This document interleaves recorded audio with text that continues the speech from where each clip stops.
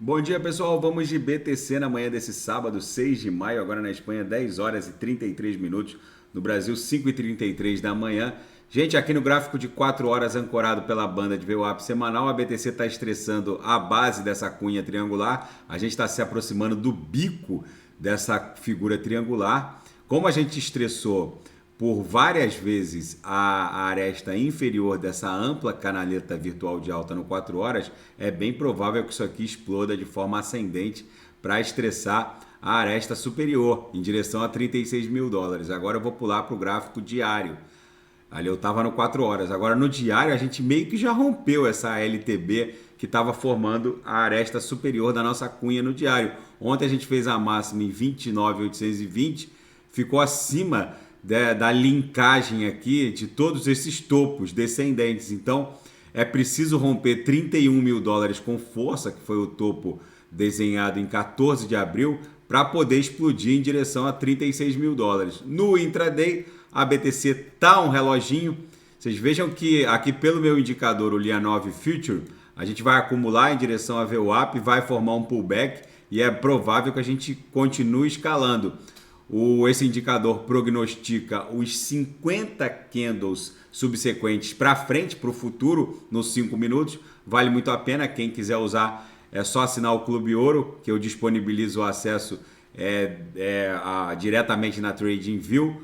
Ontem, todos os sinais no Copy Trade e na sala de sinais fecharam no gain, com lucro no bolso dos assinantes. Vale muito a pena. Daqui a pouco eu vou ofertar mais sinais no Copy Trade e vou ofertar sinais seguros na sala de sinais, justamente porque hoje está um reloginho. Na seara fática, o hype da meme coin Pepe elevou as taxas de transação na rede ETH e na rede Ethereum para máximas históricas. Na ETH tá bizarro o negócio. Qualquer transação na Uniswap não sai por menos de 45 dólares. Agora o gás está 110 GWA. Gente, esse tipo de frenesi que de vez em quando acontece nas redes, aconteceu também em outras ocasiões, em outros ICOs que ocorreram dentro da rede Ethereum. Mas o fato é que esse hype da meme coin Pepe efetivamente vai entrar para a história. Deixa eu ver quanto é que tá a Pepe agora. A Pepe já deu uma caída. Ontem tava valendo 0,00003, agora tá 28. O market cap ainda está acima de 1 bi de dólares. Vamos ver como esse hype vai se desdobrar. E já existe um candidato à presidência dos Estados Unidos para a eleição de 2024, Bitcoiner. Robert Kennedy Jr., sobrinho do ex-presidente John Kennedy, assassinado em Dallas na década de 60, ele é amplamente a favor da criptografia, um entusiasta da BTC, já reportou preocupação com relação às CBDCs. Enfim, é uma figura política polêmica, é um advogado da área ambiental, mas enfim, é um firme defensor da Bitcoin e da promessa de descentralização que vem com toda a proposta em torno da BTC. E o Departamento de Justiça dos Estados Unidos investiga a Binance, mais uma investigação, além das investigações da SEC, agora é uma do Departamento de Justiça norte-americano por violações a sanções relacionadas à Rússia. Aqui a reportagem da CoinDesk tentou contato com a Binance e com o Departamento de Justiça, mas não houve resposta. Mas, pelo que se sabe até agora, é uma investigação para saber se a Binance permitiu que clientes russos acessassem a bolsa em violação às sanções impostas pelos Estados Unidos relacionadas à invasão russa na Ucrânia, de acordo com um relatório da Bloomberg, que cita 5 pessoas familiarizadas com o assunto. É mais uma investigação. Existem as investigações da SEC contra a Binance, da SEC contra a Paxos, que é a emissora da BUSD, a stablecoin nativa da Binance, juntamente com a Paxos.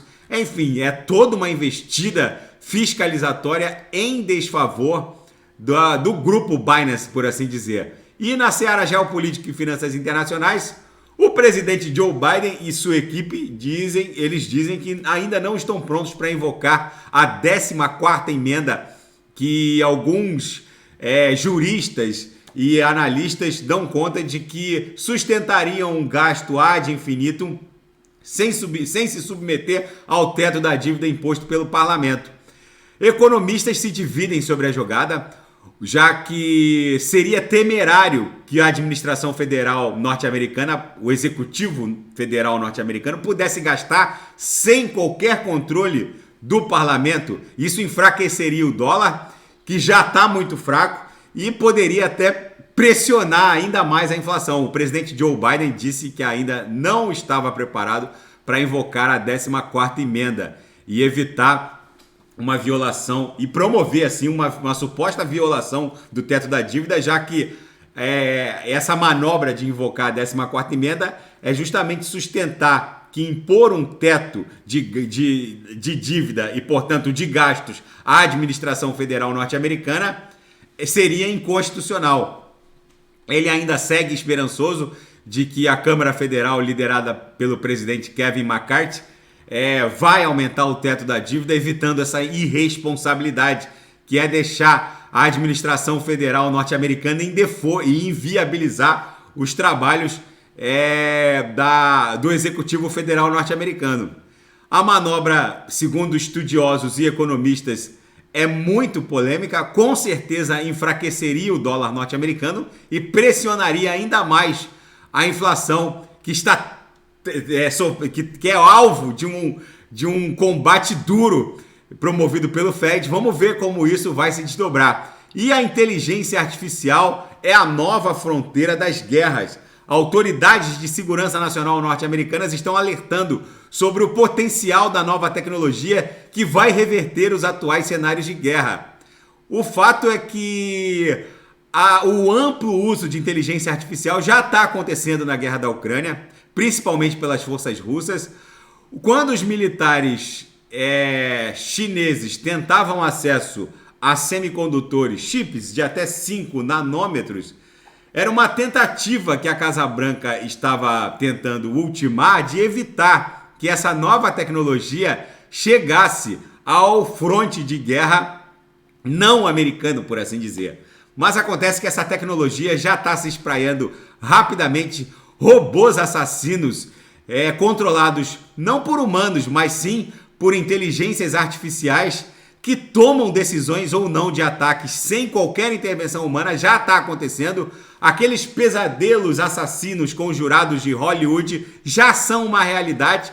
E agora, essa vã tentativa dos Estados Unidos de evitar que os semicondutores de última geração, cuja produção é liderada principalmente pela Holanda e por Taiwan, a Holanda e a sua gigante ASML, que inclusive foi objeto de espionagem chinesa, criando um imbróglio diplomático entre China e Holanda, e Taiwan, que tem a possibilidade de mudar o jogo militar no planeta, já que essa tecnologia vai emprestar um tempo de resposta praticamente automático a qualquer revés militar. Ou seja, o mundo está ficando maluco, de repente decisões ou não de apertar o tal botão nuclear vai ficar num futuro muito próximo a cargo de interfaces de inteligência artificial. Se isso acontecer, vai ser bizarro.